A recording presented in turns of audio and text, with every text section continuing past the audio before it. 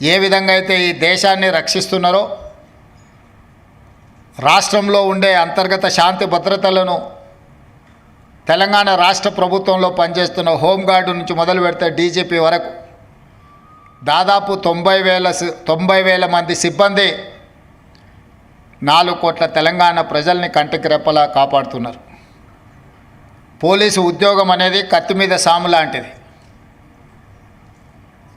23 గంటల 59 నిమిషాలు మీరు అప్రమత్తంగా ఉన్నా, ఒక్క నిమిషం కనుమూసి తెరిచేంత నిర్లక్ష్యం వహించినా కూడా జరగరాని అవాంతరాలు ఏదైనా జరిగితే మొత్తం పోలీస్ వ్యవస్థకే చెడ్డ పేరు వచ్చే విధంగా చర్చ జరుగుద్ది. ఎంత మీరు నిబద్ధతతో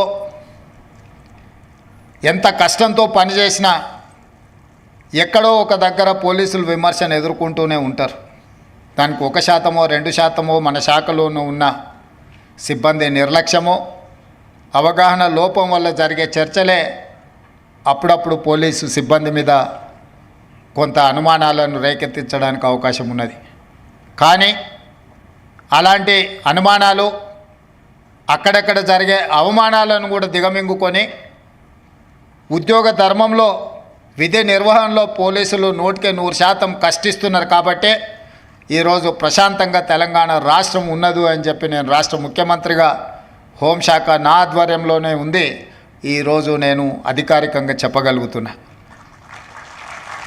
అందుకే ఈరోజు రాష్ట్ర ప్రభుత్వ విధి నిర్వహణలో ఉన్న ఐపీఎస్ అధికారులు ఏదైనా దుర్ఘటన కానీ అనుకోని సంఘటనలో మరణిస్తే వారిని ఆదుకోవడానికి 2 కోట్ల రూపాయలు ఐపీఎస్ అధికారులకు ఏదైనా జరగరాని సంఘటన జరిగితే ఆదుకోవడానికి నేను వచ్చిన తర్వాత 2 కోట్ల రూపాయల కుటుంబానికి ఇవ్వాలి అని ఈరోజు మనం నిర్ణయం తీసుకున్నాం.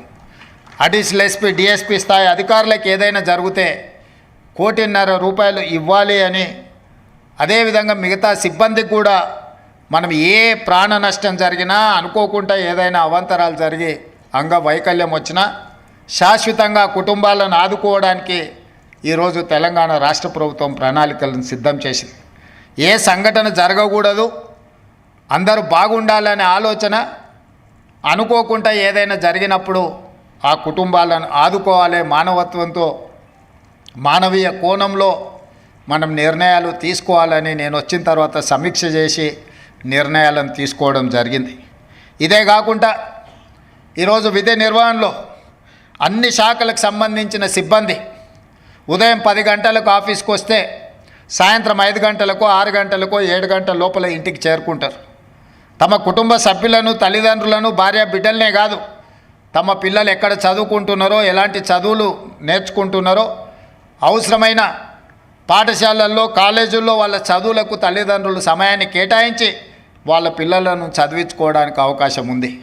కానీ పోలీస్ శాఖ, పోలీస్ సిబ్బంది తమ కుటుంబ యోగక్షేమాల మీద, తమ పిల్లల చదువుల మీద దృష్టి పెట్టలేనంత సమయాన్ని ప్రజాసేవలోనే కేటాయిస్తున్నారు.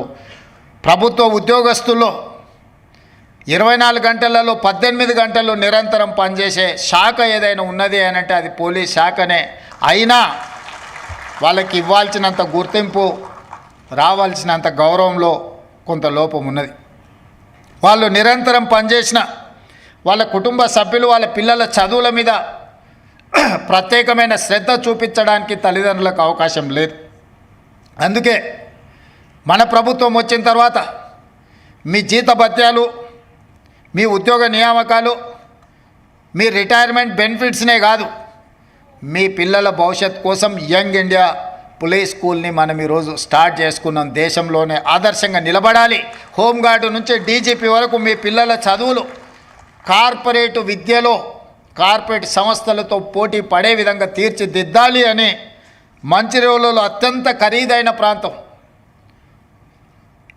ఇన్ఫోసిస్, మైక్రోసాఫ్ట్ లాంటి దిగ్గజాలైన ఐటీ కంపెనీలు ఎక్కడైతే ఉన్నాయో 50 ఎకరాల స్థలం ఈరోజు మీ పోలీస్ స్కూల్ కోసం కేటాయించి ఒక కార్పొరేట్ లెవెల్ విద్యను మీకు అందించడానికి రాష్ట్ర ప్రభుత్వం తీసుకొని ఈ అకాడమిక్ ఇయర్లోనే ఈసారి అడ్మిషన్లను మొదలుపెట్టినాం. నేనే స్వయంగా వెళ్ళి ఆ స్కూల్ ప్రారంభోత్సవ కార్యక్రమంలో పాల్గొన్నాం.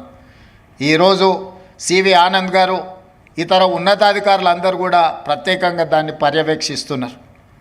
ఎందుకు అని అంటే ఎవరమైనా ప్రజాప్రతినిధులమైనా పోలీసు అధికారులైనా ప్రభుత్వ సిబ్బంది అయినా మనం ఏమి చేసినా మన పిల్లల భవిష్యత్తు కోసం వాళ్ళకు ఒక మంచి సమాజంలో గౌరవాన్ని, మంచి విద్యను, ఉద్యోగాన్ని, ఒక సత్ప్రవర్తన కలిగిన పౌరులుగా తీర్చిదిద్దాలనేదే మన ఆలోచన.